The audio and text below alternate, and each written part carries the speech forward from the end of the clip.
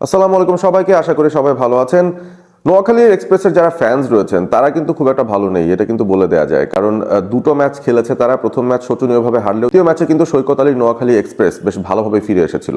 স্বাগতিক সিলেট টাইটান্সের সঙ্গে তাদের দ্বিতীয় যে ম্যাচটা ছিল সেই ম্যাচটা কিন্তু একেবারে ডাউন টু দ্য লাস্ট বল গিয়েছিল। খুবই খুবই টান টান উত্তেজনাপূর্ণ একটা খেলা ছিল। যদিও স্কোরটা খুবই হাই স্কোরিং ছিল না, তারপরও এই স্কোরটাতেই যে এত দুর্দান্ত একটা ম্যাচ হবে এটা হয়তো আমরা কেউ ইমাজিন করতে পারিনি। আমি যেহেতু বাংলাদেশ বেতারের ধারাভাষ্য কক্ষে ছিলাম, ধারাভাষ্য দিচ্ছি এবারে বিপিএলে, বাংলা ধারাভাষ্যে যারা বিপিএলটা এনজয় করতে চান ডেফিনেটলি বাংলাদেশ বেতারের সঙ্গে যুক্ত থাকবেন। আমি এই ম্যাচটা সামনে থেকে দেখে যেই এক্সাইটমেন্টটা পেয়েছি সেই এক্সাইটমেন্টের পেছনে কিন্তু দুই দলেরই কিছু মিসহ্যাপস, কিছু ভুল রয়েছে, কিছু ভালো ক্রিকেটের নজিরও রয়েছে এবং সবকিছু মিলিয়ে একটা ওভারঅল এনভায়রনমেন্ট তৈরি হয়েছিল সিলেট ইন্টারন্যাশনাল ক্রিকেট স্টেডিয়ামে, যেখানে দুই দলের সমর্থকরাই মাঠ থেকেই কিন্তু তাদের দলকে সমর্থন দিচ্ছিলেন। নোয়াখালী এক্সপ্রেসের এতগুলো সমর্থক যে থাকবে সিলেট ইন্টারন্যাশনাল ক্রিকেট স্টেডিয়ামে, তারা একটা গ্যালারির অংশ দখল করে সেই জায়গায় কিন্তু প্রচুর আওয়াজ করেছে, প্রচুর শব্দ করেছে, প্রচুর এনকারেজমেন্ট দিয়েছে তাদের দলকে এবং সেটাই বিপিএল এর ভাইবটাকে আরো বেশি নতুন একটা মাত্রা দিয়েছে। এবং এই কারণে আমার কাছে মনে হয় যে নতুন ফ্র্যাঞ্চাইজি যদি এসে থাকে কেউ, নোয়াখালী এক্সপ্রেস ডিজার্ভস ইট, কারণ তাদের ওই ফ্যান বেসটা বোধহয় ইনবিল্ট তৈরি আছে এবং তারা কিন্তু সেভাবে করেই বিপিএল এ নিজেদের প্রেজেন্সটা জানান দিচ্ছেন। যাই হোক, আমরা ম্যাচের ভেতরে আসি। ম্যাচটা খুব ইন্টারেস্টিং ছিল। সিলেট টাইটান্স তার আগের ম্যাচ হেরেছিল রাজশাহী ওয়ারিয়ার্সের কাছে 190 রান করেও সেই রান তারা ডিফেন্ড করতে পারেনি। তাই স্বাগতিক দল হিসেবে দ্বিতীয় ম্যাচে তাদের দায়িত্ব পড়ে যায় ঘরের মাঠে ঘরের দর্শকদের সামনে অন্তত তাদের প্রথম জয়টা তুলে নেওয়ার। এবং প্রতিপক্ষ নোয়াখালী এক্সপ্রেস, যারা আগের ম্যাচে চট্টগ্রামের কাছে হেরেছে, ফর্মটা তাদের খুব একটা ভালো না।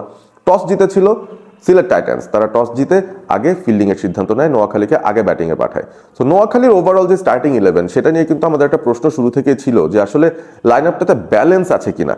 বেশ কিছু বিদেশি ক্রিকেটারদেরকে আনার প্রতিশ্রুতি তারা দিলেও এখনো পর্যন্ত কিন্তু সেই মানের বিদেশিদেরকে দলে ভেরাতে পারেনি। তারা হয়তো পরবর্তী ফেজে আসবেন। তবে নোয়াখালীর স্টার্টিং 11-এর দিকে যদি আমরা তাকাই, মাজ সাদাকাত, যিনি পাকিস্তানের একজন প্রমিসিং ক্রিকেটার, মোটামুটি ব্যাটিং একজন অলরাউন্ডার, টপ অর্ডারে ব্যাট করেন, সেই সাথে তার লেফট আর্ম অফ স্পিন আছে, সো তাকে রাখা হয়েছে। এবং হাবিবুর রহমান সোহান এক্সপ্লোসিভ হতে পারেন, বাট অন হিজ ডে তিনি উড়িয়ে দেবেন। যেদিন তার দিন নয় সেদিন 0 রানে আউট হয়ে যাবেন। এবং সেরকম একটা ডিজাস্টার শুরু হয়েছিল নোয়াখালী এক্সপ্রেসের। মাজ সাদাকাত এবং হাবিবুর রহমান সোহান দুজনেই 0 রানে আউট হয়ে যান। সৈকত আলী একটা 3 নম্বরে নেমে ক্যাপ্টেনের মতো করে একটু দায়িত্ব নিয়ে ব্যাট করা শুরু করেছিলেন এবং তাকে আসলে দেখতে হয়েছে অপর প্রান্ত থেকে উইকেট পড়তে থাকার যে বিষয়গুলো, কারণ 4 নম্বরে হায়দার আলী নেমে তিনিও 0 রানে আউট হয়ে গেছেন। মানে এমন একটা সিচুয়েশন নোয়াখালীর হয়েছিল, 9 রানে 3 উইকেট, পাওয়ার প্লের ভেতরে তারা তুলেছিল মাত্র 28 রান। সৈকত আলী একদিকে স্ট্রাগল করছেন, পরবর্তীতে জাকের আলী অনেক, মাহিদুল অঙ্কন এসেছেন এবং তাদের একটা ভালো পার্টনারশিপের মাধ্যমে শেষ পর্যন্ত নোয়াখালী এক্সপ্রেস 143 রান পর্যন্ত যায় এবং 140 ক্রস করবে সেটা কিন্তু বোঝা যাচ্ছিল না। 20তম ওভারের একেবারে শেষ বলে খালেদ আহমেদকে মাহিদুল অঙ্কন একটা ছক্কা হাঁকিয়ে ওই 140 ব্যারিয়ারটা ক্রস করে দেন, নোয়াখালীকে 143 রানে নিয়ে যান। সো ওই রানটা চেস করতে সিলেট টাইটান্স তাদের তো বেগ পেতে পারার কথা না, কারণ আগের ম্যাচটাতে তারা 190 রান করেছিল, তাদের এই ব্যাটিং লাইন আপটা পারেনি। কিন্তু খুবই স্ট্রাগল করছিল তারা একটা পর্যায়ে গিয়ে। শুরুটা মোটামুটি ভালো হয়েছিল এবং তারপর যখন তারা স্ট্রাগল করা শুরু করে একটা পর্যায়ে কিন্তু মনে হচ্ছিল যে দলটা হয়তো বিপদেই পড়ে যাবে। পারভেজ ইমন একমাত্র ব্রাইট স্পটটা ছিলেন, টানা তার দ্বিতীয় হাফ সেঞ্চুরিটা পূরণ করেছেন এবারের বিপিএলে এবং 4 নম্বরে ব্যাট করতে নেমে টানা 2 ম্যাচে 2টো 50 করে তিনি কিন্তু একটা ইঙ্গিত দিচ্ছেন যে ন্যাশনাল টিমে তাকে মিডল অর্ডারেও ব্যবহার করা যেতে পারে, সেরকম একটা ইঙ্গিত কিন্তু তিনি দিচ্ছেন। এবং গতকালও খুব ভালো ব্যাটিং করেছেন তিনি। নোয়াখালীর যে বোলিং একেবারেই যে খারাপ সেরকম কিছু নয়, হাসান মাহমুদ সেই দলটায় রয়েছেন, সালমান ইরশাদ তিনি সেই দলটায় রয়েছেন এবং সেই সাথে জাহির খান, যিনি একজন লেফট আর্ম রিস্ট স্পিনার, তাকেও বেশ ভালো কন্টেন্ট করেছেন। সো সব কিছু মিলিয়ে আমার কাছে মনে হচ্ছিল যে পারভেজ ইমন তার ফর্মটা দারুণ বজায় রেখেছেন। তিনি অসময়ে আউট হয়ে গিয়েছিলেন, না হলে হয়তো সিলেট টাইটান্স ম্যাচটা আরো সহজে জিততে পারতো। যাই হোক, সহজ ম্যাচ কঠিন হচ্ছিল, পারভেজ ইমনও আউট হয়ে গেলেন। মেহেদী হাসান মিরাজ 5 নম্বরে ব্যাট করতে নেমে 37 বল থেকে 33 রানের একটা ধৈর্যশীল ইনিংস খেলেছেন, তবে যেই সময়টা ম্যাচটা ফিনিশ করে দেওয়ার কথা তার আগেই তিনি আউট হয়ে যান। এবং তখন ইকুয়েশনটা আস্তে আস্তে গড়িয়ে এমন জায়গায় যায় যেখানে শেষ ওভারে সিলেট টাইটান্সের 13 রান প্রয়োজন এবং সেখানে ইথান ব্রুকস তার সঙ্গে লেজের ব্যাটার তিনি বাকি ছিলেন একজন। সো ওই সিচুয়েশনটায় খুবই এক্সাইটিং একটা ফিনালের ঘটনা ঘটে যায় এবং শেষ ওভারটা কে করতে আসবেন সেটা নিয়ে যখন জল্পনা কল্পনা হচ্ছে, তখন সাব্বির হোসেন তাকে বলটা তুলে দেওয়া হয়েছে শেষ ওভারের দায়িত্বে, কারণ বাদ বাকি মেইন স্ট্রিম বোলারদের 4টা করে ওভার শেষ হয়ে গেছে। এবং এখানে একটা বড় প্রশ্নের জন্ম চলে আসে আর কি নোয়াখালী এক্সপ্রেস দলটার মধ্যে, কারণ আপনি তাদের ব্যাটিং অর্ডারটার মধ্যে দেখেন জাকের আলী 7, তারপর কিন্তু বাকি যে 4 জন রয়েছেন তারা কিন্তু সবাই মূলত বোলার, অর্থাৎ 7-এর পরে তাদের লেজটা অনেক বেশি লম্বা। রেজাউর রাজা, মেহেদী হাসান রানা, জাহির খান, হাসান মাহমুদ, তাদেরকে তো আপনি কোনোভাবে মিনি অলরাউন্ডারও বলতে পারেন না। তারা মূলত বোলার এবং ওই 8, 9, 10, 11 চারটা পজিশন তারা দখল করছেন। সুতরাং টপ 7 যদি রান না পায় নোয়াখালীর, তারা কিন্তু বিশাল বিপদে পড়বে। তাদের ব্যাটিংটা ডিপ না, এটা হচ্ছে একটা পয়েন্ট। দ্বিতীয় যে পয়েন্ট, তার মানে কি, যদি ডিপ না হয় তার মানে অনেক বোলার রয়েছে আপনার। ডেফিনেটলি এই 4জন বোলার আপনার মেইন 4জন বোলার, হাসান মাহমুদ, জাহির খান, মেহেদী হাসান রানা এবং রেজাউর রাজা। পঞ্চম বোলারটাকে নোয়াখালী দলটায়, তাদের কিন্তু টপ 7-এর মধ্যে কোনো অলরাউন্ডারও নেই, সেটা আরেকটা বিশাল বড় প্রবলেম। সো আলটিমেটলি দেখা গেছে যে মাস সাদাকাত এবং সাব্বির হোসেন এই দুজন টুকটাক বোলিং করতে পারেন দেখে এই দুজনকে দিয়ে এই পঞ্চম বোলারের যে কোটাটা সেটা পূরণ করার চেষ্টা করে নোয়াখালী। প্রথম ম্যাচেও তারা সেটা করে সফল হয়নি, দ্বিতীয় ম্যাচেও তারা সেটা করে সফল হয়নি, এবং এই জায়গাটাতে আমার কাছে মনে হয় নোয়াখালী খুব বড় ধরনের একটা ধরা খাচ্ছে যে তাদের 5th বোলিং অপশনটা পূরণ করার জন্য যথেষ্ট কেপেবল কেউ নেই।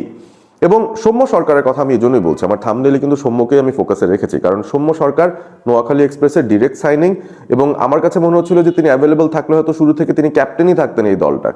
সো দলের সবচেয়ে ইম্পর্টেন্ট ব্যাটার, তাকে ছাড়াই নোয়াখালী এক্সপ্রেস দুটো ম্যাচ খেলে ফেলেছে, এবং তার অভাবটা কিন্তু আমরা হারে হারে টের পাচ্ছি সেই জায়গায়। এবং যদি সৌম্য সরকার খেলেন সেই ক্ষেত্রে কিন্তু এই 11-এ সাব্বির হোসেনের জায়গায় হয় না, তিনি কিন্তু বাদ পড়ে যান।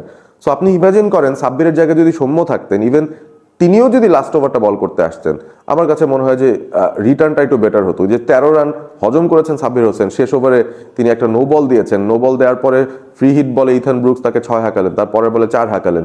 সো এভাবে করেই কিন্তু সাব্বির হোসেনই মোটামুটি শেষ ওভারে ওই 13 রানটা ডিফেন্ড না করতে পারার কারণে নোয়াখালী এক্সপ্রেস একদম শেষ পর্যন্ত লড়াই করেও ম্যাচটা কিন্তু সিলেট টাইটান্সের কাছে হেরে গেছে, এবং সেখানেই তাদের 5th বোলিং অপশনের যে অভাব সেটা প্রকটভাবে ফুটে উঠেছে। সো ওই অভাবটা কাটানোর আসলে উপায়টা কি? আইদার আপনি বিদেশি কোটায় যাদেরকে আনার কথা বলছিলেন, মোহাম্মদ নবীকে আনার কথা বলছিলেন, মোহাম্মদ নবী যদি জলদি এই দলটায় জয়েন করেন সেই ক্ষেত্রে কিন্তু দলের একটা ব্যালেন্স বেড়ে যাবে। সো ওই জায়গাগুলোতে আসলে নোয়াখালী এক্সপ্রেসকে খুব জলদি পৌঁছে যেতে হবে, এবং লোকাল ক্রিকেটারদের মধ্যে আমার কাছে মনে হয় তারা সবচেয়ে বেশি মিস করছে এই সৌম্য সরকারকে, যিনি আসলে সাব্বির হোসেনের থেকে বেটার বোলার এবং অবশ্যই টপ অফ দ্য অর্ডারে মাচ মোর রিলায়েবল একজন ব্যাটার।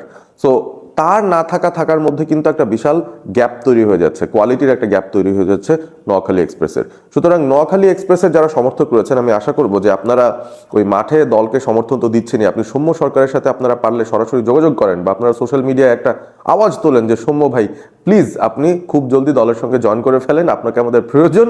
এবং নোয়াখালী এক্সপ্রেস যদি তাদের এই ফ্যান বেসটাকে ঠিকঠাক ধরে রাখতে পারে, সেই পজিশনগুলোকে যদি ঠিকঠাক অ্যাডজাস্ট করে নিতে পারে, আমার কাছে মনে হয় they have a team in hand. তাদের স্পিনারের খানিকটা অভাব নিশ্চয়ই রয়েছে, জহির খান আছেন এবং এছাড়া মাস সাদাকাত একমাত্র এই দুজনই স্পিন বোলিংটা করতে পারেন। এখন মোহাম্মদ নবী যুক্ত হলে 3জন স্পিনার হবে।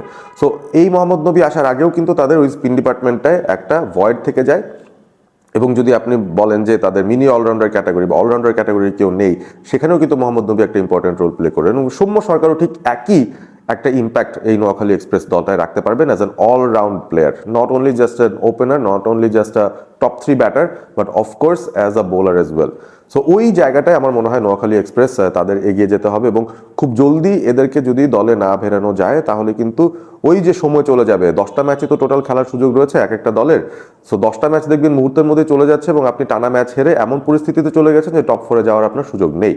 So for the sake of the Noakhali express fans, আমি আসলে চাই যে তারা আসলে কোয়ালিফায়ার্সের জন্য একটা ফাইট দেখ অন্তত, বা কোয়ালিফায়ার্সে চলে যাক। প্রথম এফার্টে যদি কোয়ালিফায়ার্সে যেতে পারে নোয়াখালী এক্সপ্রেস, আমার মনে হয় বিপিএলটাই অন্যরকম একটা মাত্রা খুঁজে পাবে, কারণ তাদের সমর্থন এবং তাদের দলের প্রতি যে লয়্যালটি ফ্যানদের, সেটা কিন্তু আসলেই আমাদের সবাইকে আলোড়িত করছে। সো লেটস সি মাঠের ক্রিকেটে তারা সেটার রিফ্লেকশনটা দেখাতে পারেন কিনা। নোয়াখালী এক্সপ্রেসের পরবর্তী ম্যাচ যেটা রয়েছে সেটাও খুব সহজ কোনো ম্যাচ হবে না, রাজশাহী ওয়ারিয়ার্সের বিরুদ্ধে তাদের ম্যাচ আগামীকাল সন্ধ্যা 6টায়, এবং সেই ম্যাচটারও সরাসরি ধারাভাষ্য বাংলাদেশ বেতারে আপনারা বাংলায় শুনতে পারবেন। ম্যাচটা এনজয় করবেন, ডেফিনেটলি বিপিএল এর সঙ্গে থাকবেন, কারণ বিপিএল এ আমাদের জাতীয় দলের সব খেলোয়াড়রা খেলছেন, তাদের পারফরমেন্সের উপর ভিত্তি করেই আমরা টি20 বিশ্বকাপের দল বানাবো, এবং যেই এলাকার যেই বিভাগের যে দলগুলো রয়েছে তারা তো ডেফিনেটলি তাদের দলকে সাপোর্ট দেওয়ার জন্যই বসে থাকবেন। So let's have an exciting BPL. তবে নোয়াখালী এক্সপ্রেসের জন্য অবশ্যই এই মুহূর্তে দরকার সৌম্য সরকার, এই কথাটাই শেষ কথা। ভিডিওটি ভালো লেগে থাকলে বন্ধুদের সঙ্গে শেয়ার করবেন, কমেন্ট করে জানিয়ে দেবেন সৌম্যর ইম্প্যাক্টটা আপনারা মিস করছেন কিনা নোয়াখালী এক্সপ্রেস দলটা, এবং এছাড়া আর কি দুর্বলতা এই দলটার মধ্যে আপনারা দেখছেন। এবং অবভিয়াসলি সাবস্ক্রাইব করতে ভুল করবেন না। All sport ABP. ভালো থাকবেন সবাই।